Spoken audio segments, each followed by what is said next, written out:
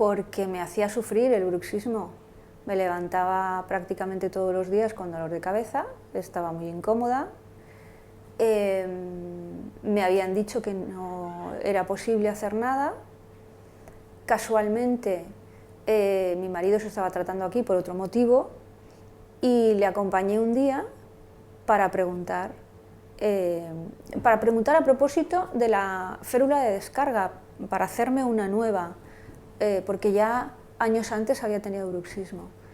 Y fue cuando el propio doctor Dabó, que era el que estaba tratando a Paco, me comentó que habían puesto una unidad de bruxismo, que sí tenía tratamiento, que el tratamiento tenía distintas facetas y que después de eso pues uno podía optar o por una ortodoncia o por una férula o por nada, y que estaba dando buen resultado, y por esto decidí apuntarme, porque bueno, pues quería probar si en efecto la terapia daba resultado.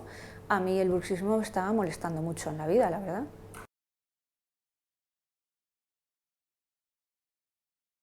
A mí me ha mejorado mucho la vida, porque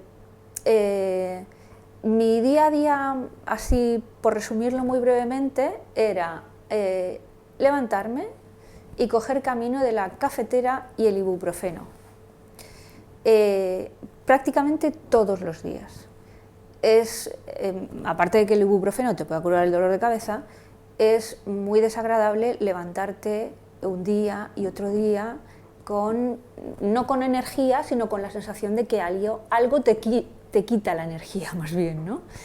Y esto ha desaparecido de mi vida. Yo prácticamente es absolutamente excepcional que a mí me duele la cabeza, y no me duele desde luego como me dolía antes, porque me pasaba la noche apretando los dientes, sino que me puede doler pues, como al común de los mortales por cualquier otro motivo, ¿no?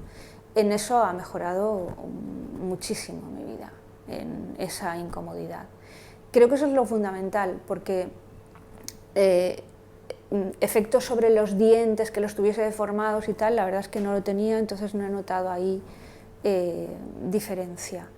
Pero en mi vida diaria he notado esa fundamental diferencia. Yo me levanto ahora y desayuno viendo el mar tranquilamente, en lugar de desayunar viendo el mar esperando a ver cuándo se me pasa el dolor de cabeza.